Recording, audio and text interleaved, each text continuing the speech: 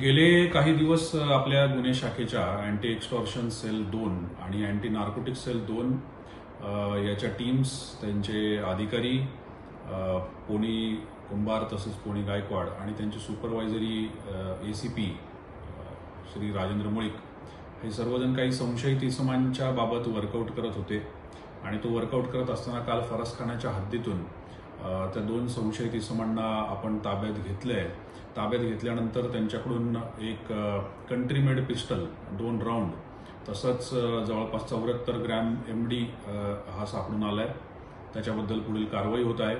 या 74 ग्रॅम MDची किंमत जवळपास 14.5 लाख रुपये आहे आजच्या बाजारामध्ये. पुढील तपासामध्ये साधारणपणे असं एक जाणवतंय किंवा निदर्शनास येतंय की कदाचित हे वेपन जे आहे हे दुसऱ्या एका व्यक्तीला रायव्हलरीमधून त्याच्यावरती हल्ला करण्यासाठी वापरलं जाण्याची शक्यता होती. त्याच्याबद्दल पोलीस अधिक तपास करत आहे.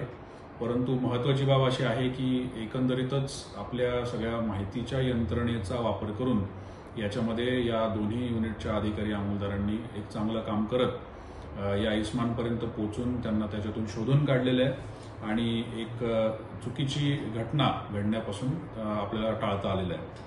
या दोन्ही संशयित इसम ज्यांना ताब्यात घेतलं यांचं नाव बॉबी सुरवसे, साधारण वय 28, मूळचा लातूरकडचा असलेला, सध्या पुण्यात स्थायिक असलेला, आणि तौसिफ लड्डू रहीम खान वय साधारण 36 हा राहणार शुक्रवारपेठ एरियातला आहे.